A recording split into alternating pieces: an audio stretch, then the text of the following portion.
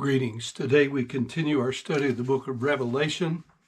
We're in chapter 14. Today we'll be considering verses 12 and 13 on the subject of the fifth of the seven visions.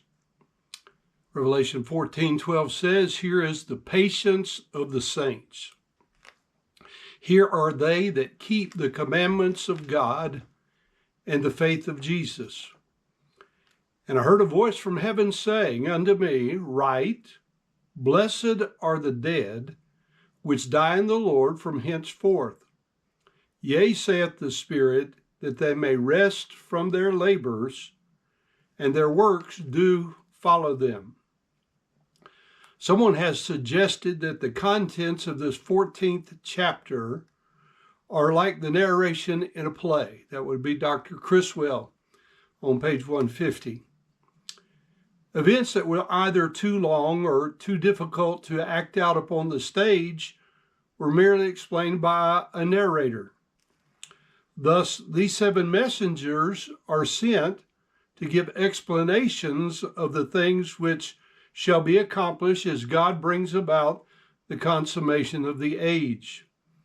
Again, we must remember to discern whether what before us is amplification of things already revealed or the foreshadowing of things to come. And as we look at the fifth of the seven seals, we find a deliberate and marked contrast to the information of the fourth vision.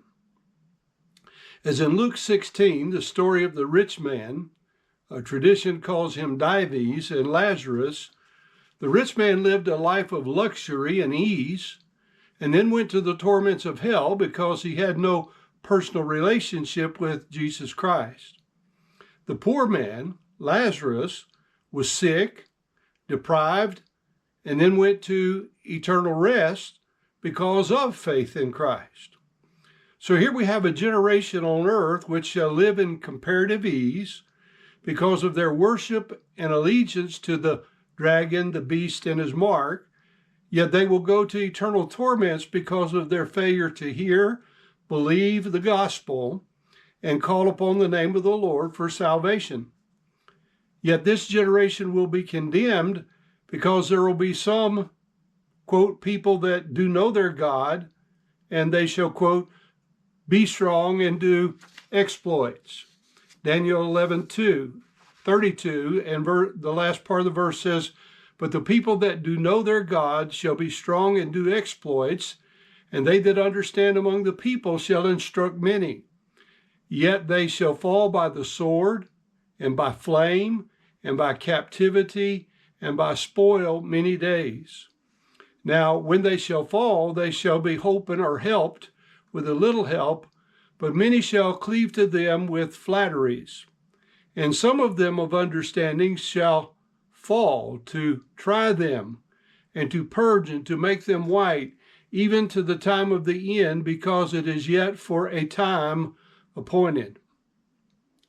W.B. Stevens, in a song entitled "Farther Along," reminds us that we will understand some things more clearly after we've received more information in eternity that we did not have in time.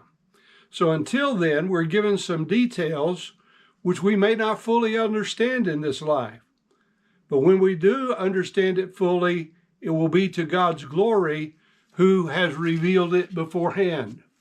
So let's notice the patience of the saints in verse 12. This here is the patience of the saints, the sanctified ones. It's an adjective. And we have an appositive, the ones keeping the commandments of God and the faith of Jesus. So we see first the definition. This here is the patience of the saints. The demonstrative pronoun is used to introduce the contrast to the fourth vision before us. This here is a call to closely examine what is before us now. The word translated patience means enduring through a trial or suffering along, or we commonly flip that around and say long suffering. The saints of this period will suffer much for their faith.